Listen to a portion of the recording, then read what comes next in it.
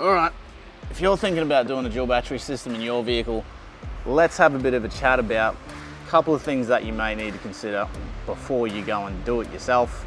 Should you hire someone? Should you not? Let's talk about it. So let's talk about a few things that can go wrong and some things that we see that come into the shed on the daily.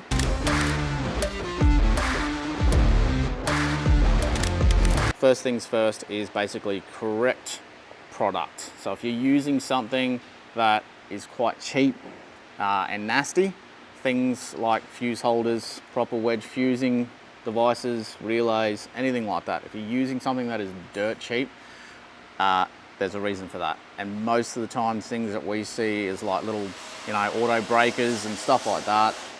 When they come in, that's the fail point. So when you are considering about 12-volt systems, quality components are a must. That's something that we obviously use here. Second thing that we see a lot of as well, wires that come in and they don't have any protection on them. So it's just bare wires running from the front of the vehicle all the way down to the rear of the vehicle with no protection. Not a good thing. And the second thing that comes with that is then we see a lot of unsecured wiring. So someone will go, yeah, cool, I need this wire to go from this point to that point. And that's what happens. The problem with that is it's going across things that are hot. It's so damn hot. Components that may move. It just ends up causing all sorts of dramas and issues. Things like that can actually catch a car on fire. So that's another one. Also, what I see happening is people don't have the proper tooling. So this is just a crimper for proper electrical crimps. And what that is doing is obviously making a good crimp connection, so then that way you don't get basically a hot spot or a high resistance spot at your join. Either your join or your crimp, which is exactly this as well. You've got a crimp here, which is on the factory wiring, and that's what's actually securing your circuit to your negative post, then out to everything on the vehicle. So that's another thing that we see a lot of, and I get it a lot with cheap fusing joins and things like that. It's just like that comes in and the customer's like, this used to work, doesn't work anymore, can you tidy it up?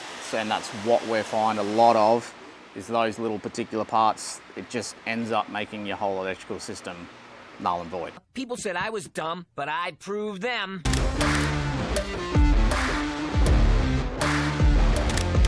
All right, so where should you put your dual battery system? That is going to come down to a few factors, one of them being space. Heat is also a big one, as in how hot the area gets. And lastly, preference, depending on if you have a ute or wagon. So there are the few things that will limit you, and a couple other things that you should consider before you just go and say, yeah, I'm going to put a battery there.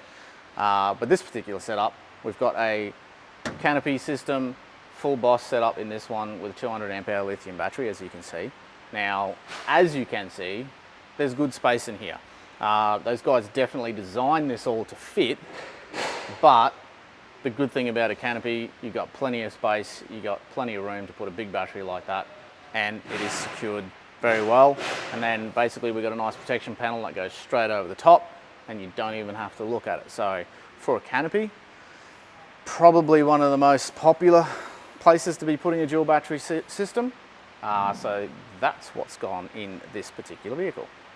Another popular spot that we do dual battery systems in tub. We've got one of our BOW drawer systems going in this Ranger at the moment, and the way that we get all of our components and everything put in here is that they actually physically mount to the box, and we've actually got a cavity in the front of the box that houses the battery as well. So tubs aren't too bad. They still are dusty. Unfortunately, with a tub, you can't fully seal them.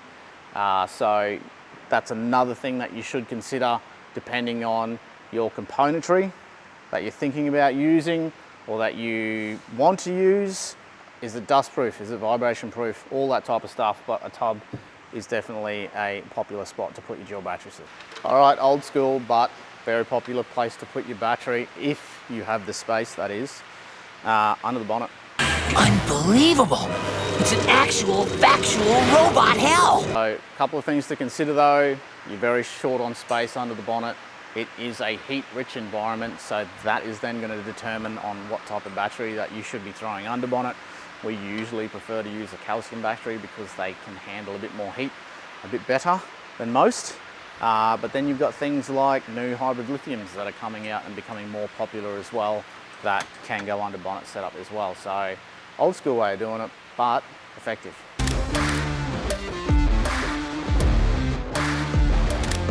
All right, so something that you need to think about when you're doing a 12 volt system in your vehicle is what you want to run off it. How do you want to use it? Do you want to just use it for camp lights? Is your main concern to be able to run a fridge? How big's your fridge? Is it a 130? Are you running multiple fridges? Do you want to do things like inverters so you can straighten your hair while you're at the beach? So depending on what you want for you is going to then dictate how big your battery size needs to be.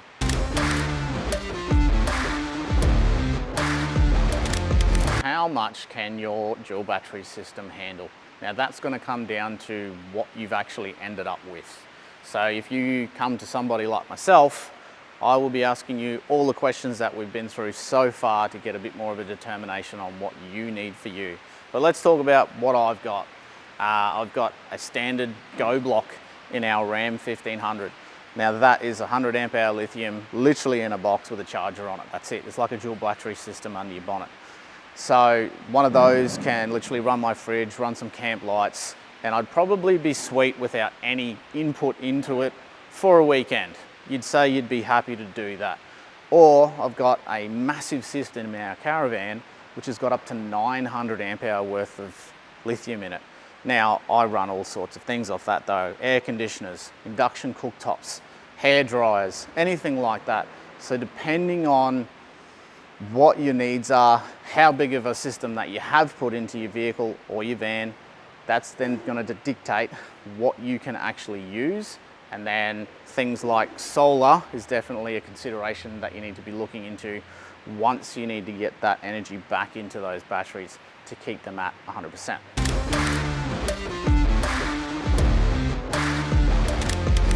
Okay, so how do I keep my system, now that it's installed into my vehicle or caravan or whatever it is, how do I keep it charged? How do I know it's doing what it should be doing? I summon the power of the dragon shield!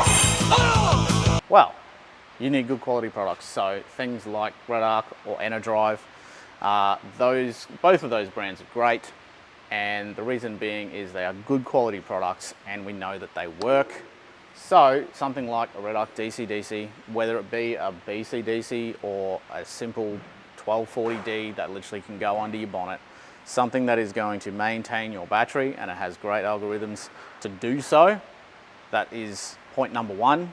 Number two, being able to see it. So this is a Red Vision system and it is telling us exactly what's going on with the battery that is in this vehicle. So it's at the moment got 5 amps coming out because we've got these lights on and the lights on the other side of the vehicle as well. So that's telling you exactly what you need to know, and it says we've got 80% and at this current weight we'll have about a day worth of battery power to go and then she will be dead.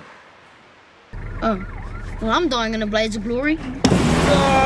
Number three, solar. So if you want to run a system like this and you've got a fridge and you want to leave that bad boy on all the time, put a solar panel on your roof. Best way to maintain a battery and keep it healthy is that if you've got solar on the roof, there's always that bit of charge going into it. Now, don't forget, don't park it under the shade and still think that it's going to work, because it won't work. Solar means sun. Sun array has to hit the panel for it to do its job. You'll be surprised the amount of people. They're like, I had solar on it. I was like, where'd you park it? Oh yeah, under the carport at home. Not going to work, I'm sorry. So if you do want to run your fridge 24/7, you got to park it in the sun. But that's a little bit of a insight into maintaining your battery. Good quality products, a great DC to DC charger, then a great monitoring system, whether it be via an app or something like that, doesn't matter. But good quality products definitely make your 12 volt system run, keep running, and problem free. Hey, if you found this information helpful, make sure you give me a thumbs up, like and subscribe to the channel, put the notification bell on, that way you guys will know when something new comes out. And if you didn't like it, too bad, like and subscribe anyway.